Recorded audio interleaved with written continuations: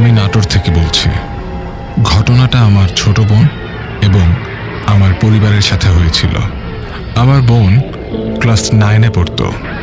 ঘটনাটা 2017 সালে ঘটে এবং এর জন্য 1 বছর সাফার করেছি আমি, হয়তো আজও করছি। জানি না এসব কেন হয় মানুষের সাথে। আমার প্যারানর্মাল ঘটনার সাথে অনেক ব্যক্তি ও পারিবারিক হিস্ট্রি জড়িত, যেগুলো হয়তো না বললে ভয়ের বিষয়টাই লিসনাররা বুঝবেন না। ছোট বোনের বিয়ের দিন ছিল সেদিন, সন্ধ্যা 7টা।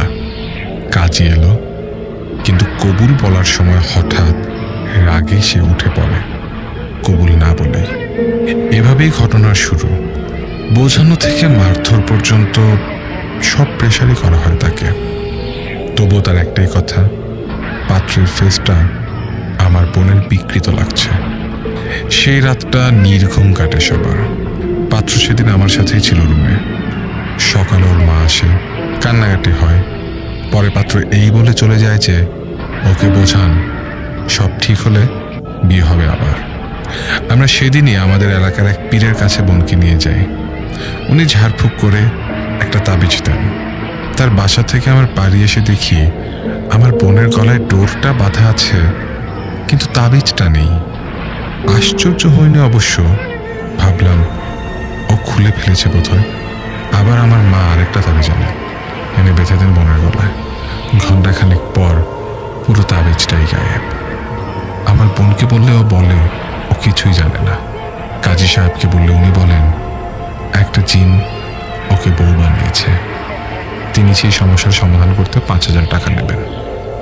আমরা টাকা দিতে চাইনি, আরেকজন কবিরাজকে ডাকি। তার বেলায়ও একই অবস্থা, তাবিজ দেয়, হারিয়ে যায়। এভাবে 5-6 জন দেখাই, কাজ হয় না। এদিকে ওর শ্বশুর বাড়ি থেকে প্রেশার, মেয়েকে বাড়ি আনবো, কি খবর এটা সেটা। আমরা ঘটনাটা বলি, কিন্তু ওরা বিশ্বাস করে না। এবার একদিন সকালবেলা বোনকে বোঝাতে গিয়ে আমি মারধর করি। সাথে সাথে ওর গায়ে একের পর এক জিন আসতে থাকে। দুধ ভাত এটা ওটা খেতে চায়, দেই। প্রশ্নের এক পর্যায়ে জানতে পারি ওরা 7 জন আমার বোনের কাছে। তাদের একজন দাদা, মানে 6 জনের লিডার। বুঝলাম ওরা হিন্দু। আজব কিছু অভিজ্ঞতা হলো। অনেক লোকজন ভিড় করে দেখলো। এবার 8 নম্বর কবিরাজ এলো। তাকে ওর শ্বশুর বাড়ি থেকে আনা হলো। কবিরাজ এসে তাবিজ দিয়ে গেল। একই ঘটনা, ডোরটা আছে, তাবিজ নেই। পরের দিন আবার কবিরাজের আগমন। এসে বলছে আমার তাবিজ কাটে এত বড় জিন নেই। কবিরাজ আসতে আমার বোন রেগে যায় এবং ওর গায়ে ভর করে 7 জিনের আরেকজন। এসে কবিরাজকে বলে দে তোর তাবিজ। এই কথা বলে হাত বাড়িয়ে দেয় আমার বোন। ওর মামা শ্বশুর, ওর মামি শাশুড়ি সহ আরো অনেকে উপস্থিত। তাদের সামনেই কবিরাজ একটা রশির মতো মোটা সুতা তাবিজের সাথে হাতে বেঁধে দেন। সবার সামনে সাথে সাথে সুতো একটু একটু করে ছিঁড়তে থাকে। সবাই এবার হতবাক। আমার বোনের চুলগুলো সামনে, মাথা নিচু করে জিকির করার মতো তুলছে আর হাসছে। কবিরাজ বুঝলেন যে উনি পারেননি। এভাবে 100-ও বেশি তাবিজ বারবার দেয়া হয় আমার বোনকে, আর ও ইঁদুরের মতো কাটে। কাটা তাবিজগুলো জমা করতে থাকি আমরা। এভাবে 17 জন কবিরাজ যায় আসে। অন্যদিকে আমার বোনের ওপর সন্ধ্যা হলে হাজির হয় 7 জন জিন, দিনের বেলাও বাদ নেই। এর মাঝে আমার মা বাবা খালাকে কিল, চর, ধাক্কা আরো অনেক কিছু দিতে থাকে বোন। কিন্তু কখনো আমায় কেন যেন গায়ে হাত তোলেনি। তখন আমার বোনের 24 নম্বর কবিরাজ চিকিৎসা করছেন। একদিন সন্ধ্যার পর আমার বোন সবার সাথে টিভি দেখছিল। হঠাৎ আমার বোনকে হাত ধরে কিছু একটা টান দেয়। 10 হাত দূরে গিয়ে বলে আমার বোন। হরর মুভির মতো আমার বোনের হাতটা শূন্যে টান হয়ে আছে। মাটিতে পড়ার পরও সে ছিঁচড়ে চলে যাচ্ছে। আমি ছিলাম, দৌড়ে গিয়ে ওকে ধরি। দেখি ও কাঁদছে, ভাইয়া বাঁচাও বলছে। আমি কাঁদছি আর বলছি তোর সাথে আমি আছি।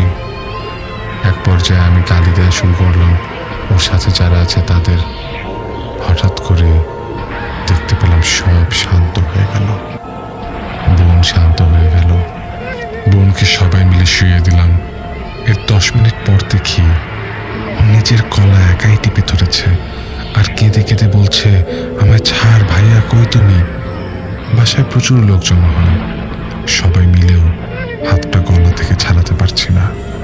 একটু পর ওর গলা থেকে হাত সরে যায় আর কাশি দিয়ে আমার বোন বমি করে ফেলে। ও বলতে থাকে, ঘরে এত ধোঁয়া কেন? অথচ ঘরে তখন কিছুই ছিল না।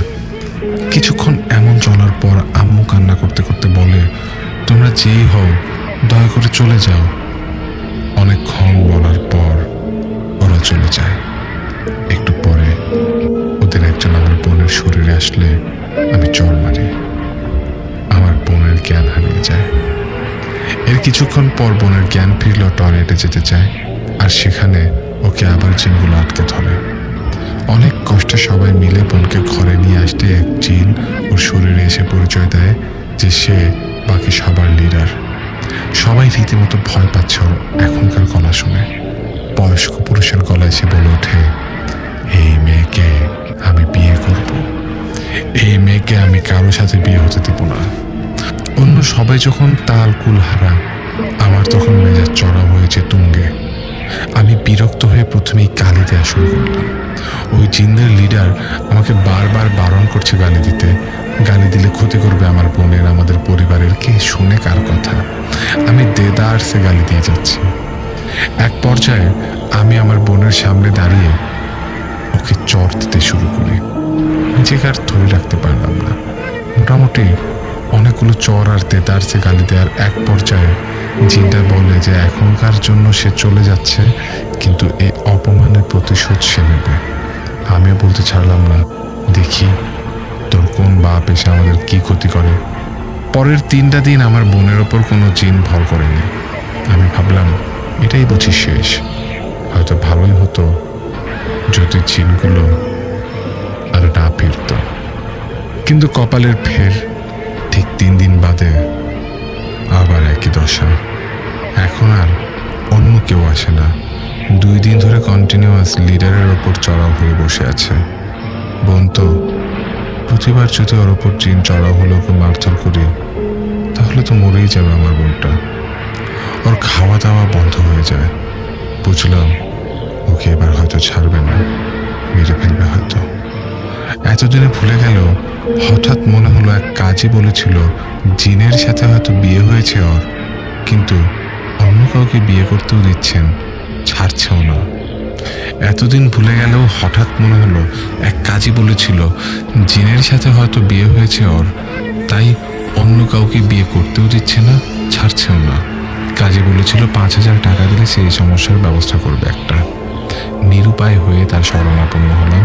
সে এখন আর 5000 মানবে না, 8000 টাকা চায়। তার 8000 টাকাই দেব, কিন্তু আমার বোনকে জিন মুক্ত করতে হবে। 3য় দিন চলছে, আমার বোনের মুখে খাওয়ার হচ্ছে না। কাজী সকাল সকাল এসে বলল হিন্দু জিন ভর করছে, এই মেয়েরা বট গাছের সাথে বিয়া দিতে হইব হিন্দুদের নিয়ম মাইনে, তাইলে জিন আর তাদের সর্দার ছেড়ে দেবে। শুনে খুব আজব আর বিরক্তিকর লাগলো। এত কিছু চেষ্টা করে দেখলাম, এটাও একবার চেষ্টা করেই দেখি। এখন এমন অবস্থা, আমার বোনকে বাঁচানো নিয়ে কথা। পুরোহিত ডাকলাম, বট গাছ খুঁজলাম, তাও এলাকা থেকে বেশ অনেক দূরে, প্রত্যন্ত এক জায়গায়। বোনকে নিয়ে আমি, বাবা, মা আর তাদের শ্বশুর বাড়ি থেকে শাশুড়ি আর জামাই মিলে আমরা পুরোহিতকে নিয়ে বট গাছের নিচে গিয়ে হাজির। পুরোহিত আমার বোনের কাঁধের ওড়না দিয়ে মন্ত্র পড়তে শুরু করলেন। মন্ত্র চালু করতেই কেমন যেন একটা চাপ ধরা হিম ভাব হয়ে গেল পুরো আবহাওয়া। জোরে বড় বাতাস বইতে শুরু হলো। মনে হলো সবকিছু এখন উড়িয়ে নিয়ে যাবে। আগুন প্রায় নিভে নিভে অবস্থা। বট গাছটা ছিল থুতু প্রান্তরের মাঝে, তাও মনে হচ্ছিল চারিদিকে গাছপালা ওলট পালট বাড়ি খাবার শব্দ। তার মধ্যে কেমন যেন একটা হাহাকার। প্রথমে গাছের পাশে বসে, তারপর গাছের সামনে আগুন জ্বালানো হলো। প্রথমে গাছের পাশে বসে, তারপর গাছের সামনে আগুন জ্বালানো হলো। সেই আগুনে ঘি দিচ্ছে আর মন্ত্রপালা চলছে। কেমন যেন একটা আওয়াজ শুনলাম আমরা সবাই। চারিদিক যেন হঠাৎ দিনের বেলা রাতের মতো অন্ধকার হয়ে গেল। ঝড় চলছে। আমরা একটু ভয় পেলাম, কিন্তু পুরোহিত বলছিলেন আমরা যেন নিজ জায়গা থেকে এক পা না নড়ি। তারপর পুরোহিত বললেন এবার নাকি আমার বোনকে গাছের চারপাশে 7 বার ঘোরাতে হবে। আমি বললাম আমি ওকে কোলে তুলে ঘোরালে হবে? পুরোহিত বলল না, ওকে নিজেই ঘুরতে হবে। আমি ঘুরলে নাকি আমার সাথে বিয়ে হবে। এদিকে আমার বোন 3 দিন ধরে খেতে পারছে না, ওর শরীর চলছে না, তাও ওর উপরে এই জুলুম আমরা না চাইতেও করলাম, তাও যদি শান্তি মেলে।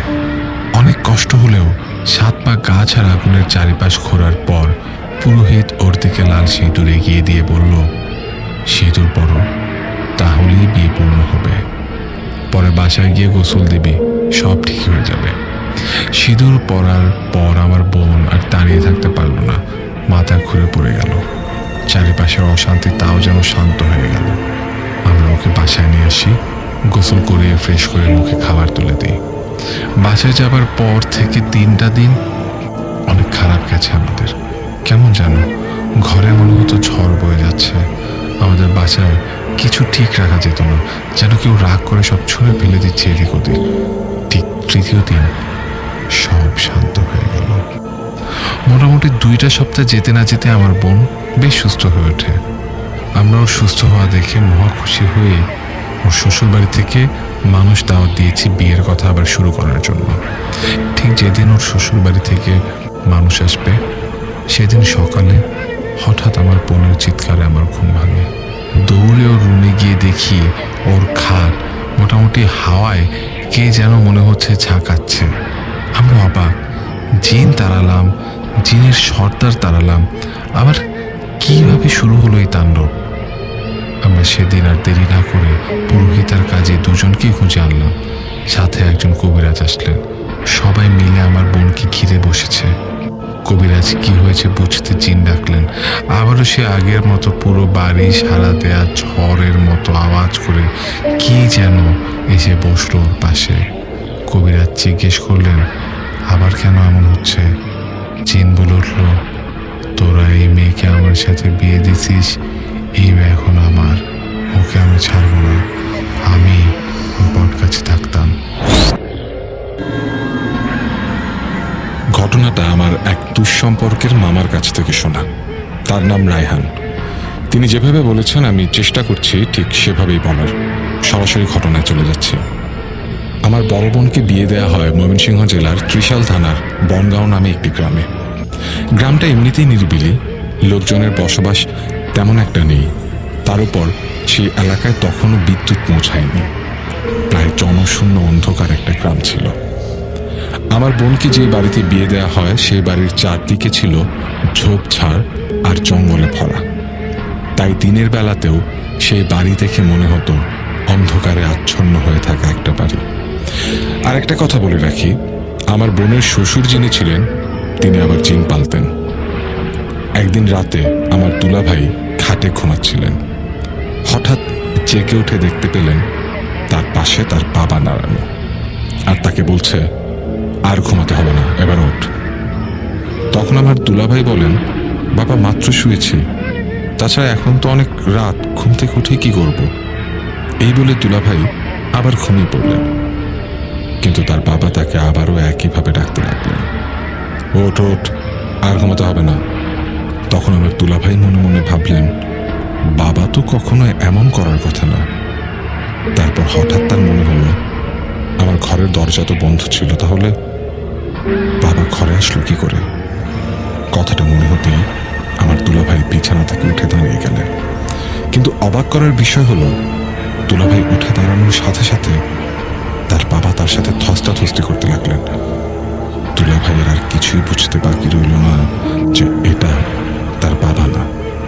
ধস্তাধস্তির এক সময় দুলাভাইয়ের সমস্ত শরীর সাবানের মতো পিচ্ছিল মনে হচ্ছিল। যাই হোক, এভাবে সারা রাত পার হয়ে যখন সকাল হলো তখন পরিবারের সবাই তাকে আবিষ্কার করলেন মেঝেতে। কিন্তু তার মুখটা স্বাভাবিক ছিল না। দুলাভাইয়ের মুখটা যেন পেকে উপরের দিকে উঠে গেছে।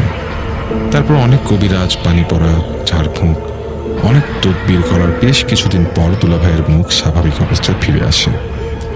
এই ঘটনার বেশ কিছুদিন পরে আমার বোনের জায়ের সাথে ঘটে আরও একটা ভয়ঙ্কর ঘটনা। ওই দিন তার স্বামী বাড়িতে না থাকায় তিনি ভাবলেন রাতে একা না থেকে তার শাশুড়ির সাথে থাকবেন। তাই সে যথারীতি সন্ধ্যা হতেই তার শাশুড়ির ঘরে চলে গেলেন। কিন্তু কোনো এক কারণে শাশুড়ির ঘরে যাওয়ার কিছুক্ষণ পরেই তার সাথে তার শাশুড়ির ঝগড়া বেঁধে যায়, যার কারণে সে আবার চিন্তা করলো তার ঘরেই সে ফিরে যাবে। ঘরে ফিরে আসলেও তাদের ঝগড়া চলছিল, কিন্তু হঠাৎ সে তার ঘরের পেছন থেকে কিছু আওয়াজ শুনতে পান। আগেই বলেছি বাড়ির চারপাশ ছিল ঝোপঝাড় আর গভীর জঙ্গল, তাই সে ওই আওয়াজটা শোনার জন্য বাড়ির পেছনের দিকে তাকায়, কিন্তু কোনো কিছু সে দেখতে পায় না, আর আওয়াজটাও বন্ধ হয়ে যায়। কিছুক্ষণ পরে সে আবার শুনতে পেল সে একই জায়গা থেকে ছোট বাচ্চার কান্নার আওয়াজ। তখন সে ভাবল, এই সন্ধ্যা রাতে এই ঝোপ জঙ্গলের ভেতরে ছোট বাচ্চা কোত্থেকে আসবে। তখন সে মনে মনে কিছুটা ভয় পেয়ে যায়।